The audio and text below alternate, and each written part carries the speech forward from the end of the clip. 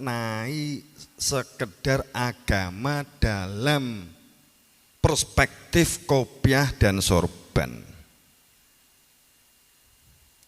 Saya katakan terlanjur. Dan kita akhirnya mensepakati itu semua, dan kita mempercayai itu semua, dan kita melakukan itu semua. Yang sebenarnya pada perspektif tentang A itu tidak, gamma itu rusak, itu adalah merupakan bahasa Sanskerta. Pada saat kita berbicara tentang dayan, din itu adalah kehidupan yang kita lakukan, cara berpikir kita, cara tindakan kita, cara ngomong kita, cara akhlak kita, adab kita, cara kita memberdayakan diri kita, memberdayakan lingkungan kita, sosial kita, masyarakat kita, bahkan berbangsa dan bernegara kita. Itu adalah sebenarnya adalah din, dayan. Kemudian pada saat sesungguhnya ada satu di depannya ditambah dengan alif lam al-din dan adanya tasdid ad-din. Itu tidak kita pernah terbahas dengan baik, sehingga menjadikan bahwa pembiasan makna bahwa din itu agama dalam makna sempit. Akibatnya terpisahnya kehidupan sosial dengan agama, ekonomi dengan agama, pekerjaan dengan agama, sehingga pada saat seseorang itu korupsi tidak ada kaitannya dengan agama, saat seseorang itu nyolong nggak ada kaitannya dengan agama, karena agama itu adalah masalah penghapusan dosa. Saat kita saiki nyolong nggak apa-apa, sing penting kau bengi sholat, maka dosa kita dihapus. Ini sing jadi ini tidak nggak beres. Pada saat kita itu sholat dianggap sebagai penghapusan dosa, saat kita itu sholat 40 terus menerus, maka dosanya akan hilang. Walaupun entah itu maling, entah itu mencuri, entah itu korupsi, itu enggak menjadi masalah, itu menjadi bagian dari tetap jika ditimbang banyak pahalanya, karena sholatnya lebih sering daripada korupsi. Ini yang menjadikan enggak beres, ini yang menjadikan rusak. Pada saat seseorang itu haji lebih dari 7 kali juga jaminan masuk surga, padahal sehariannya itu suka membuli, suka mengolok, nek gak diceluk Pak Haji nesu, nek gak diceluk Pak Haji ngamuk, kemudian apa we ora roh iki no regane no suwidak yoto, ngawur we ora nyeluk aku kaji, tak buandem matamu. Ini yang menjadikan rusaknya keadaan dan rusaknya situasi.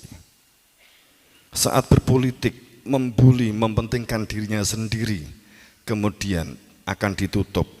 Saat datang ke Mekah sana di depan multazam dengan ngomong, ya Allah, saya telah bertemu dengan engkau, saya di rumah engkau, ampuni aku sahur hutang-hutangku, ya Allah, aku telah korupsi, tolong KPK lupakan dengan ini. Saat mandi dia bersyukur, maka korupsinya dapat dilanjutkan. Ini kan yang terjadi. Rusak karena memahami agama terlanjur dimaknai sempit dan hanya sebatas biting, sehingga hanya dapat untuk digunakan untuk membungkus botok. Akhirnya menjadi sebuah frame dan menjadi sebuah kesimpulan bahwa antara kehidupan sosial, apalagi tata negara politik, tidak boleh digabungkan dengan agama. Wes dadi rusake begitu. Sampai kapan begini? Apakah belum cukup ayat-ayat dipampangkan di hadapan kita? Apakah kita seterusnya akan begini? Apakah kita tidak mencari kebenaran yang semestinya? Jika din itu dimaknai dalam pengertian kehidupannya seseorang, baik dalam kehidupan pribadi atau kehidupan sosial, maka kita akan melihat al-awaluddin, jika din itu adalah induk, kemudian dibuat ada turunannya, berumah tangga, makan, bertani, katakanlah inat, katakanlah al-awaluddin, pangkal pokok bertani, pangkal pokok rumah tangga, pangkal pokok makan, pangkal pokok seseorang awalnya menjalani akan menjadi sehat dan berada di dalam amanah, itu adalah jika dia itu adalah mengenal. Semakin seseorang mengenal, maka akan semakin tidak akan mudah panik. Dia dapat mengantisipasi.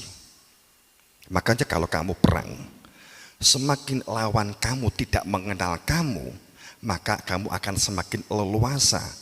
Kamu akan dapat membuat strategi bagaimana kamu cara menyerang. Makanya ada istilah perang gerilya, supaya tidak diketahui oleh musuh. Tapi pada saat kita semakin dikenal, maka jika kita punya musuh, maka kita akan sangat mudah ditembak. Kalau kita perspektifkan larinya ke sana. Jadi artinya bahwa mengenal itu menjadi kunci menjalankan sesuatu. Akibat petani tidak memahami sebagai contoh dengan baik tentang tanah, tentang unsur hara, tentang benih yang sedang ditanam umpamanya brambang, tidak mengenal dengan baik karakternya, maka pada saat sebagai contoh brambang, kemudian dia dapat obat semakin mahal, dia semakin bangga. Saya pernah menemui seorang petani brambang. Dengan bangganya dia menunjukkan, alhamdulillah saya mendapatkan obat ini pestisida mahal banget Pak Yai. Berapa? Segini ini harganya itu 500.000. Hebat enggak? Terus saya berpikir, gendeng tah wong iki ya kan gitu. Oh, untuk obat saya larang kok bangga gitu. Lah saya bangkrut to nek saya larang ki piye sih pikirane kan gitu. Karena kita tidak semakin mengenal dengan baik, maka kita akan mudah terombang-ambingkan oleh isu, oleh hoak, dan oleh prasangka-prasangka.